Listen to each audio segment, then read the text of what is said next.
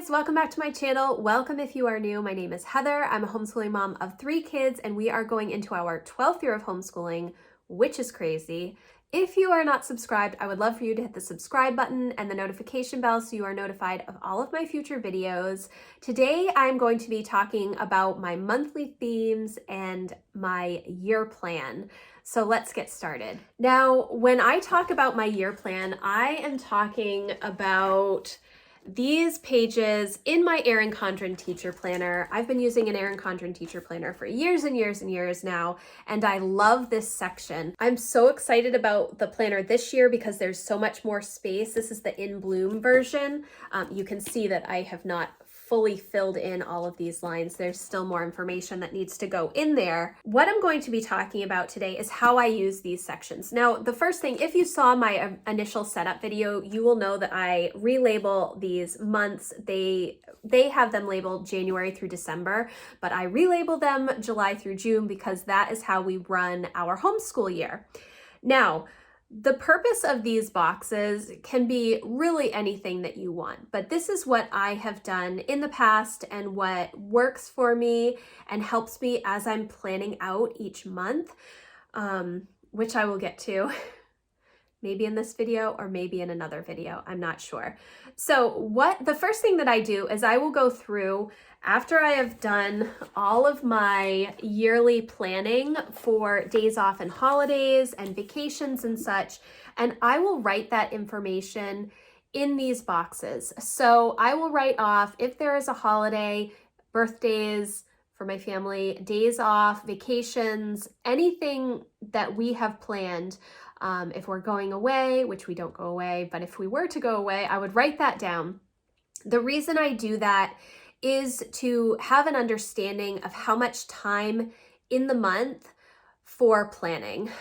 Because if there is a month, for instance, the month of November, when we take off Thanksgiving week, the week after Thanksgiving, I only have, 2.5, 3 weeks of time to schedule for November. So when I'm going into my month to plan what the month is going to look like, I only have a couple of weeks of school time. So I cannot have a huge writing project that we start at the beginning of November and expect it to be done 2.5 weeks later for Emma's high school English. So it kind of helps keep me on track to make sure that I'm keeping enough margin in my days and months and weeks so that I don't plan too much and get overwhelmed and not finish things, which I have done that in the past. I have really struggled in years and years and years ago trying to figure out how to get everything done in a very small amount of time, not realizing that if I had just planned a little bit less, I wouldn't be so frazzled. So what I do is I will write down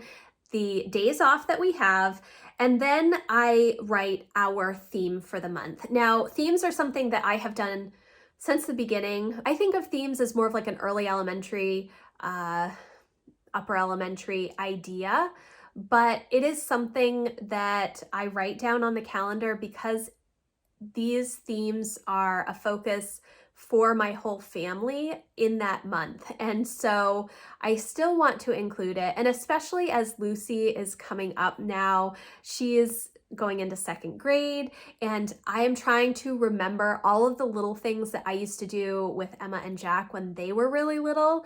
It's been a little while.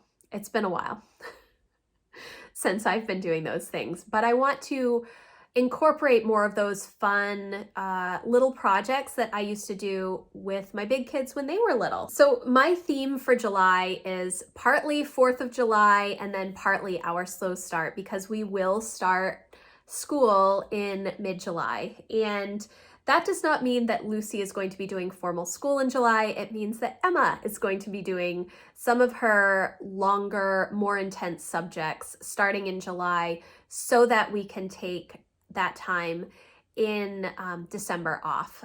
That's our trade-off, that we get more time around Christmas, Thanksgiving, and New Year's, and then she has to do a little bit more work in the summer. It is not a 8 a.m. to 3 p.m. schedule for her in the summer.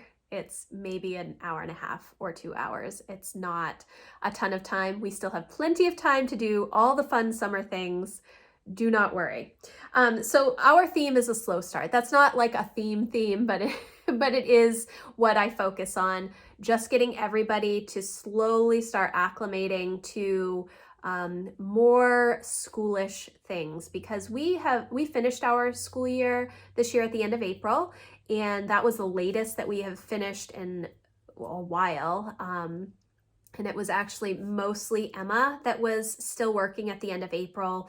Jack finished most of his stuff mid-March, and worked on interest-led projects for the rest of our days. So a slow start, that is our theme. And then in August, our theme is fully back to school, as well as preserving food from our garden. I love to do homesteading type things, and my kids do as well. We will be working on probably tomatoes towards the end of August, beginning of September, that kind of stuff, dilly beans, pickles, all the things. We will do all the things for preservation in August. But back to school is all of our back to school traditions. We have like a not back to school day on the first day of public school. We like to go and do back to school shopping and things like that. So I know that we're going to be out of the house for a bunch of different activities. So I plan it out now so that I know in August, these are the days that we're going to be busier, so do not plan as much stuff. But that will be when we are fully back in our homeschool rhythm. Then in September, we are going to be taking a vacation week in September this year, which is the first time that we have done that. I've never taken a week off in September. So it will be an interesting time. I'm not sure what we're going to be doing, but it will be fun. And then our theme is going to be apples. And so I'm going to do all of the apple things with Lucy. All of the things, I'm going to have to look way back in my blog to see what I was doing with Emma and Jack, because I know that the apple theme has been a theme for us in September for many years when the kids were younger. And I know I have a bunch of crafts and resources listed, so I just got to go back and look at those things. We will go apple picking. We will do apple jelly and apple butter and baking all things apple related. So I'm really excited about that. And then in October, our theme is pumpkins and handcrafts, and that is to prepare us for Christmas. This past year, we did kind of like a homemade Christmas, and it was a lot of fun for the kids. They really enjoyed doing that, making presents for one another. Jack made this whole elaborate role play game for Emma, got different pieces, made a whole game board, had cards and rules and all of this stuff, and he worked on it for a really long time. It was pretty neat. He's very creative that way. So handcrafts is a good focus in October as we start to think ahead for the holidays. I know it seems really early, but if you're making things for Christmas and you're not, it just takes a long time, and that's how it is. In fact, it's June right now when I'm filming this, and I ought to be knitting winter hats for the kids because I know it's going to take me forever. And then in November, our theme is going to be thankfulness and service. It's Thanksgiving. It's also the start of our big winter break, because we do take off Thanksgiving to New Year's. So I know that most of our first half of the year has to be done by Thanksgiving. And the kids know that too. They know if they finish their math book, Emma and Jack are no longer in Singapore math, but Lucy is. So once she finishes 2A for Singapore math for the year, she is done with math for the first half of the year. That's always been kind of our guide, is math actually, because everything else is very fluid in our homeschool. December is going to be Christmas schooling. The theme is Advent and Christmas around the world. And then in January, goals, intentions, and vision boards. This is something that I do every year. I actually have a video of a couple of years ago when we did vision boards with the kids. It's something that I enjoy doing with them. It helps me to figure out new ideas on their interests or things that they're interested in learning about as we go through the new year. all of that stuff is it's a good focus for us in January. And so I guess, yeah, so it's a theme slash focus. That's what I'm going to call it. This is halfway through the video and I've just changed it. So there you go. In February, we are going to have the theme of baking and letters to friends. February is a very cold and dark month. It is a short month, but it seems to be a really hard month. Usually in the past, it hasn't been. This year it was because my kids were sick through Christmas and January.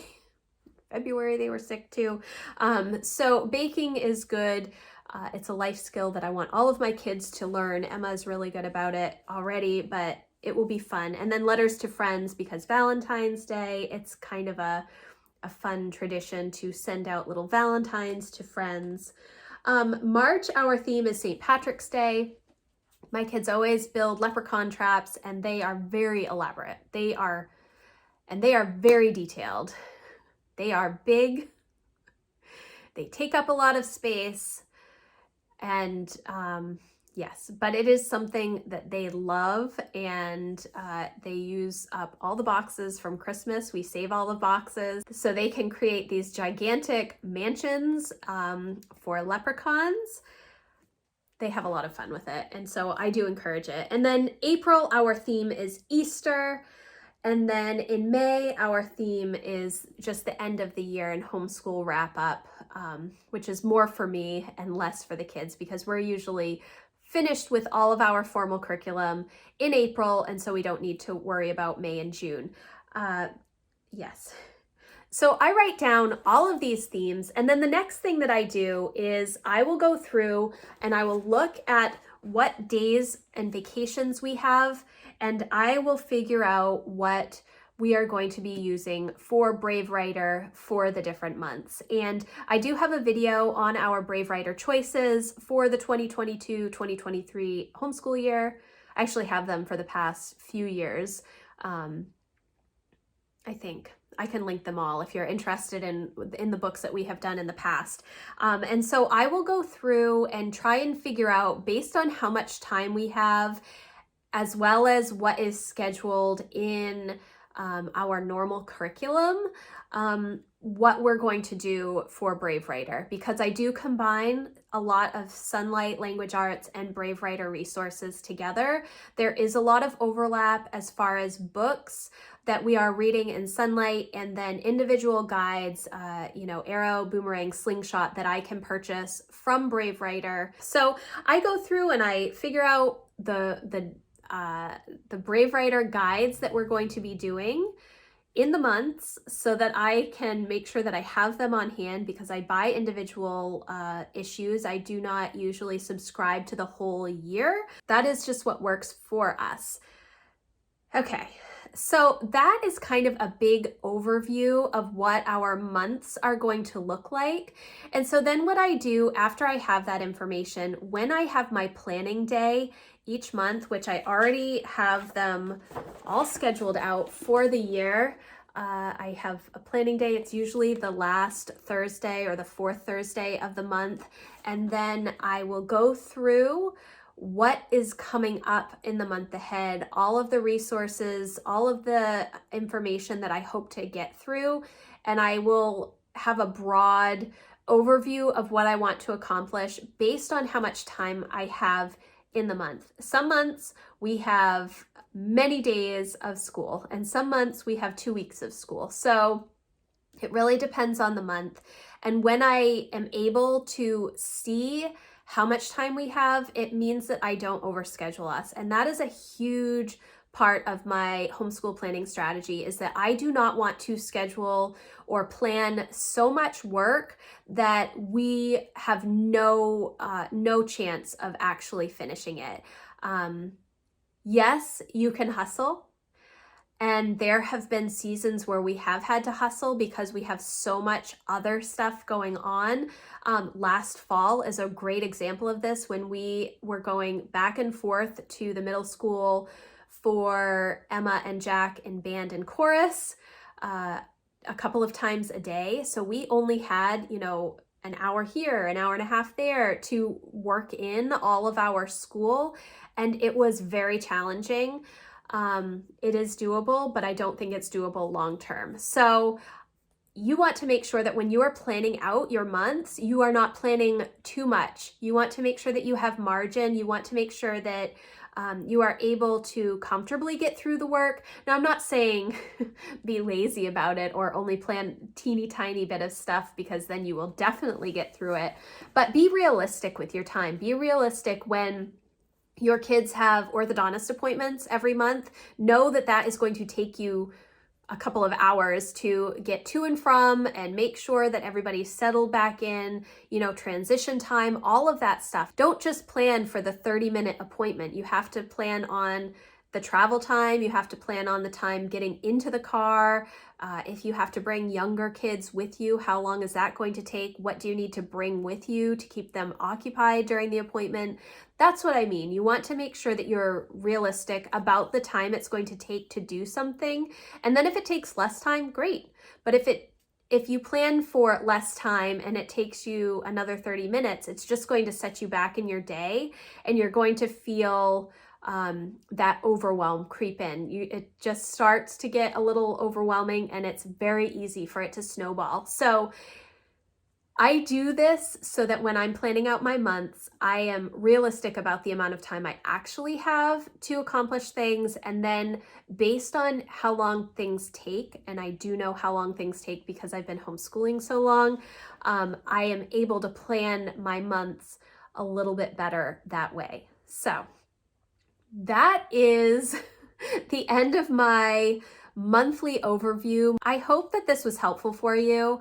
Is this something that you guys work on ahead of time? I spend a lot of time prepping for a homeschool year, and I do this so that our regular day-to-day runs a lot more smoothly.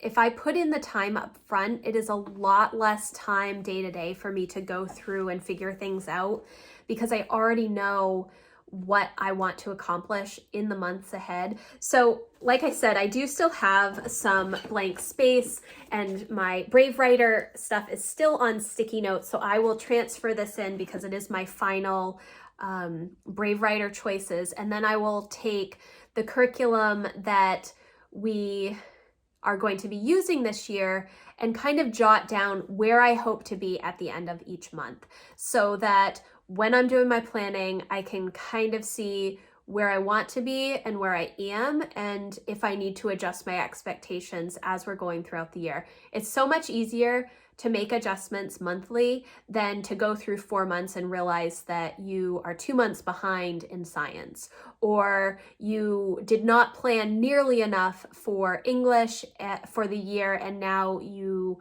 are almost done with your English for the year after a 2-month time period. Or you realize that the books that you chose are not great and you need to make adjustments. So that's kind of what I do. I hope this was helpful for you. If you enjoyed this video, please give it a thumbs up. If you have questions, please leave them in the comments, or you can always contact me. My contact form is in the description box, as always. Thank you so much for watching, and I will see you in the next video. Thanks, guys. Bye.